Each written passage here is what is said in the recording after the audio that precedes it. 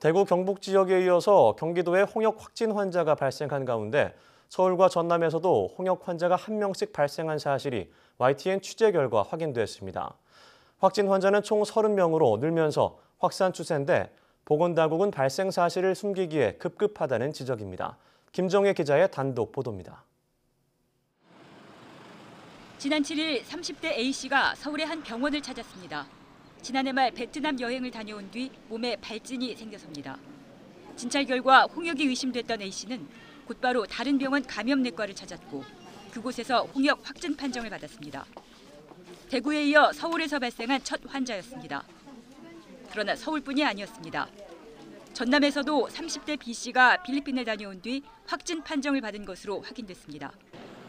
보건당국이 대구, 경북과 경기도의 환자 수만 알려왔기 때문에 서울과 전남 사례는 지금까지 알려지지 않았습니다. 질병관리본부는 YTN 보도 이후 뒤늦게 보도 참고 자료를 내고 서울과 전남 환자 등을 산발적으로 발생한 환자라고 따로 분류해 발표했습니다. 그러면서 서울과 전남의 경우 2명 이상 집단 발병 사례가 아니어서 이번 홍역 유행 사례에 해당하지 않는다고 설명했습니다. 아직 옆으로 확산되지 않았기 때문에 이런 것들은 산발 사례라고 하고요. 산발 사례에 대해서는 각 지자체가 대응하고 모니터링하고 있고 산발 사례에 대해서 질병관리본부에서 일괄적으로 발표를 하거나 집계를 하지는 않습니다. 하지만 납득하기 어렵습니다. 실제로 지난 11일 시흥에서 생후 8개월 된 영아가 확진 판정을 받은 이후 주말까지 인근 안산에서 8명이 홍역에 감염됐고 1명의 환자가 더 나왔습니다. 안산 환자 가운데 일부는 시흥 환자와 접촉해 감염된 것으로 확인됐습니다.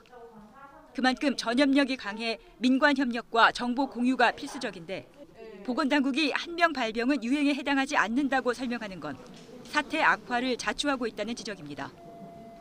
지난해 12월 대구를 시작으로 확인된 홍역 환자 수는 총 30명입니다. 유행 지역인 대구 경북과 경기도 시흥 안산이 각각 17명과 10명이고 서울, 경기 안양, 전남 각 1명씩입니다. 연령대별로는 만 4세 이하가 15명, 20대 9명, 30대 6명입니다. YTN 김정혜입니다.